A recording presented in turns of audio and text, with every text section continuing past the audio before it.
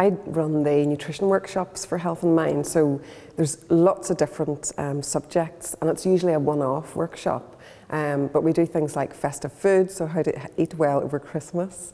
We do one, we'll be doing quite a lot in January about sort of cleansing and detoxing and, you know, how to get rid of the naughty bits, I suppose, about what we've done over Christmas. And also things like Kickstart Your Health.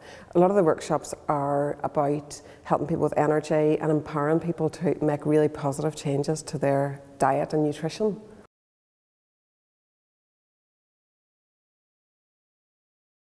Well, I've been involved with Health and Mind since its inception, and I hope that what I have done has really kind of helped to consolidate people's view about healthy eating and nutrition, and there are so many negative messages out there about diet and nutrition, and don't eat too much fat and don't eat too much salt, and I try to turn that on its head and try and get people to think about a positive message about health and well-being, which I think is what Health and Mind is all about, and empower people to make those positive changes.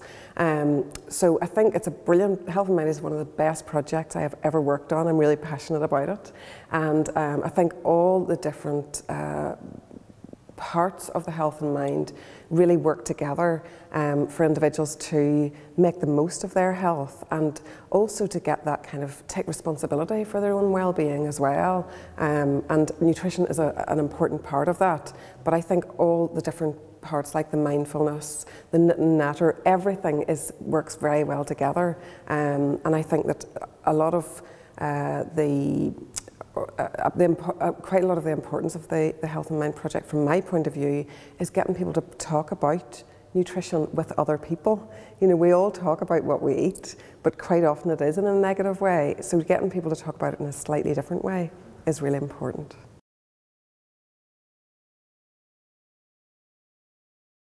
Well, quite often I see a group as a one-off. So sometimes you'll get people coming back again to a different session in the same library, or the same session in a different library, which is lovely because you get people kind of, you know that people are making changes then, but quite often I'm giving them the information, away they go, and I'm hoping they put it into practice.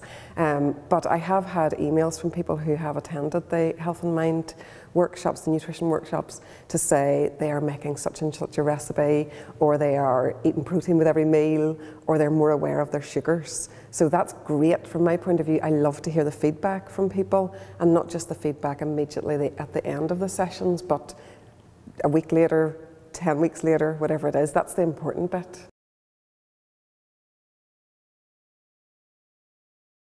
Well, I think I guess from my point of view, it's quite a lot of the workshops that I do are held during the day. So I would get people who are available during the day, and we have done some in the evenings as well. There's always a great turnout. There's always really big numbers at the sessions. And I think probably if we could offer more workshops in the evenings, we would get even more people.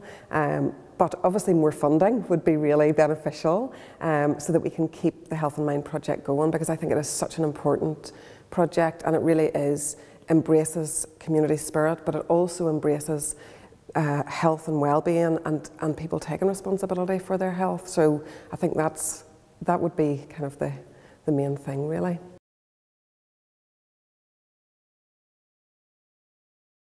Well, I'm going to tell you, I was thinking about this on the way over, and I've got a couple of examples for you. First of all, I was doing a session in the library in 5 Mile Town, and it was a freezing cold day. The snow was pelting it down outside. I was running late because of the snow, and I got there, and there was about 5 or 6 ladies kind of waiting for me, getting ready for the Health and Mind session. And there was one woman there in particular who I know that she has made significant changes in her diet, and after that event she came back to me a month later and she said, I have changed my diet quite significantly. Now, considering it was Christmas, so it's not the best time of the year to change your diet, I guess, but she had really cut back on sugar, and she had started eating little and often, and she brought more protein into her diet, and she said that it had made such a significant difference to her mood and also anxiety levels. And that, to me, that's why I do the job I do, because to see people getting better and to see people improve their own health is just fantastic. And the other example is it was a girl that came along with her dad, who is in his 80s, and they came along to the session, and they were both really chatty right throughout the session. And again, this was through an email a couple of weeks later. The girl came back to me and she said that after the session, her dad took off to the supermarket and he filled his trolley full of things like tinned tomatoes, pulses, fruit and vegetables, and he started batch cooking. So he would make himself soups and stews and put them in the freezer, and he's really nourishing himself. And you know, he's the epitome of well-being, I think. I think that's lovely, great story.